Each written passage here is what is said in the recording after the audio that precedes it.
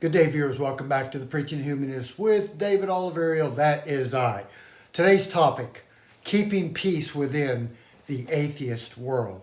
There's a term that believers use called ecumenical or ecumenism, which is promoting unity among the world Christian churches. The attempt to keep peace, even though there's differences in various denominations of the Christian faith.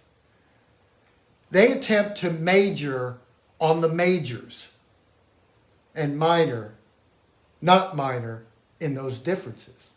They focus on the things they agree on. I'd like to see that happen in the atheist movement, in the secular humanist communities. No two people agree on everything, whether it's a love relationship, a marriage, family, friends.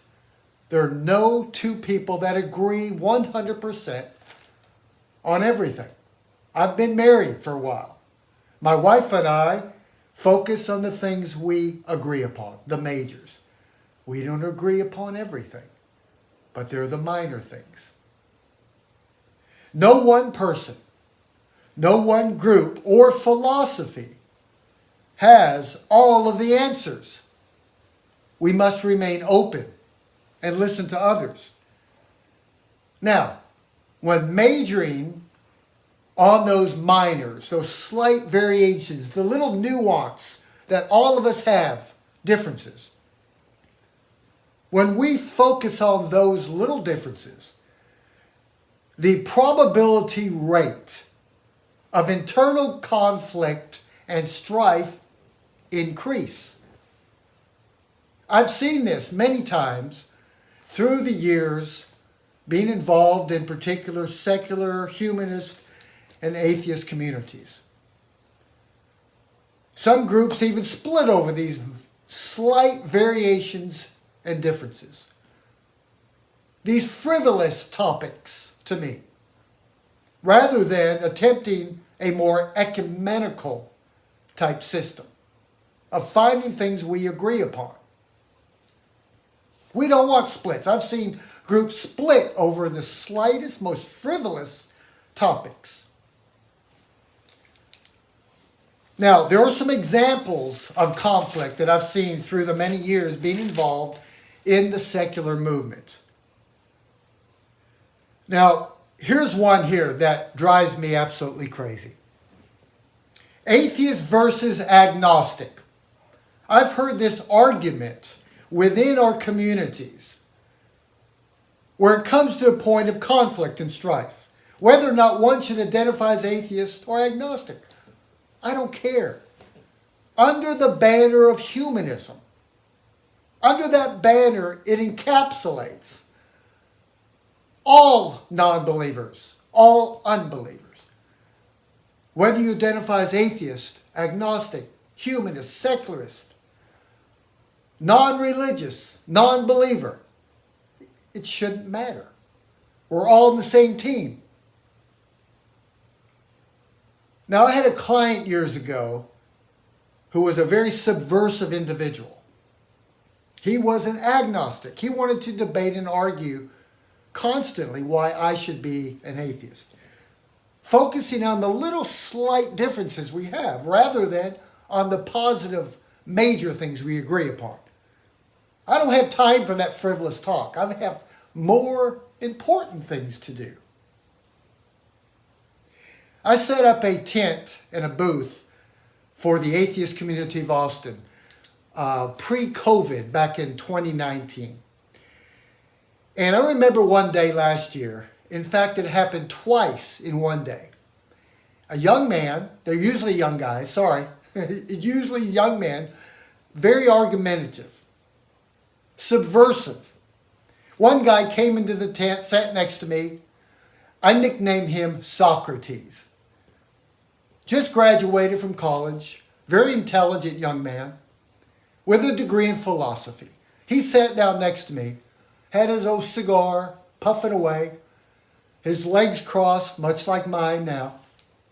And he wanted to argue and debate with me, this old guy, why I should be an agnostic and not an atheist. And literally, I wanted to do this. Applying the Socratic method to me, I told him, young man, I'm not here to argue with my fellow secular people. I'm out here to normalize atheism, to normalize agnosticism for all of us under the banner of secularism and humanism. But he wanted to argue and debate.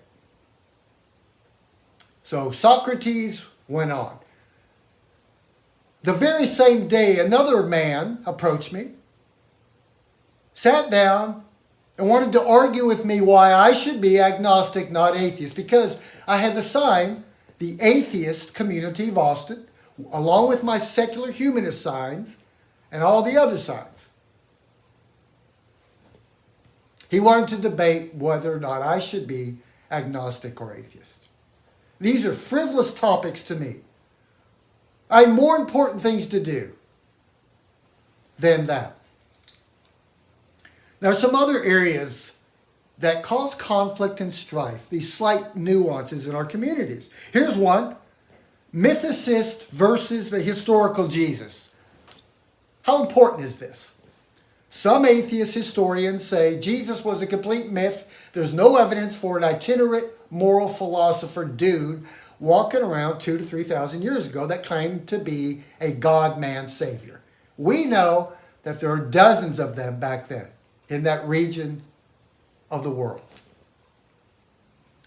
And then there's the group of atheist historians that would argue for the historical Jesus. Yes, there's evidence for him. Of course, he wasn't a god, but there's evidence for a historical Jesus. How relevant is that to everyday life? Do we have more important things to argue about? I say yes. I say we have more important things to promote. Here's another one that causes conflict that so many like to argue about. Is religion a genetically inherited trait? Some say it is. Some say it's not. Is it that important? Determinism versus free will. There's another one. Do we really know? Is this an area of gray? How important is it whether or not you're a pure determinist or one that kind of agrees with free will somewhat and somewhat determinism? To me, I think that's frivolous. Will we ever know? Maybe not. Now, to have healthy relationships of any kind, there are certain requirements. And I mean all kinds of relationships of humanity. Number one, checks and balances. We have it in politics. Remember, no one group has all the answers. Checks and balances in politics, every other area of human relationships. Another one, you got to be open.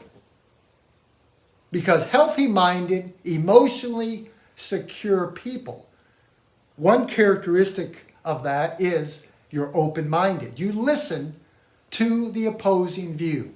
You give that person a chance, and you have gentle discourse and friendly dialogue. Here's another thing if you want to have healthy relationships with others,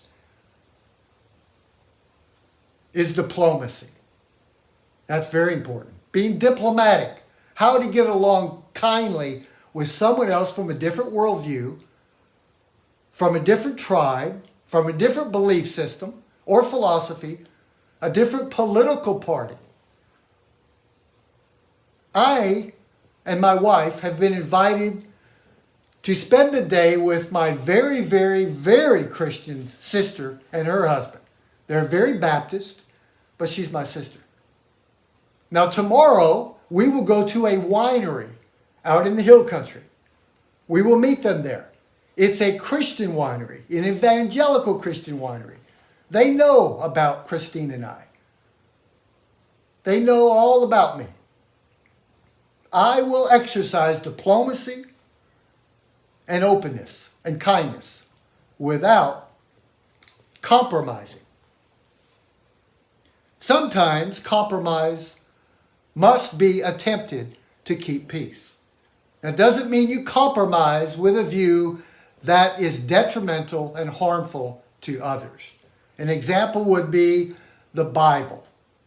There's some things I agree with because it's humanism, the good part of it, the community and loving others, and there's some stuff I will not compromise with.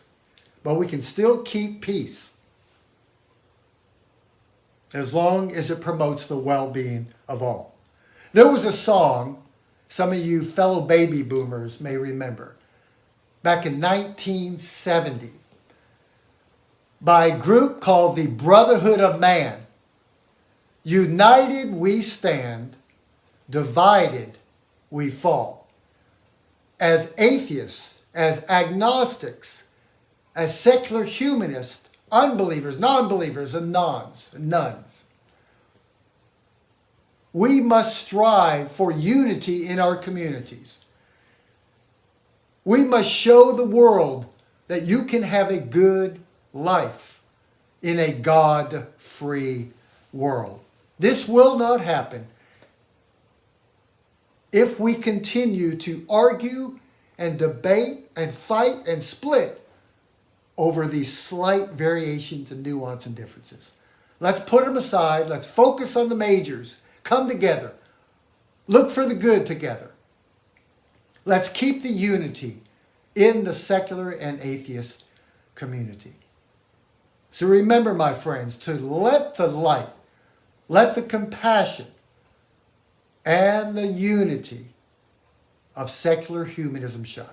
Have a wonderful day.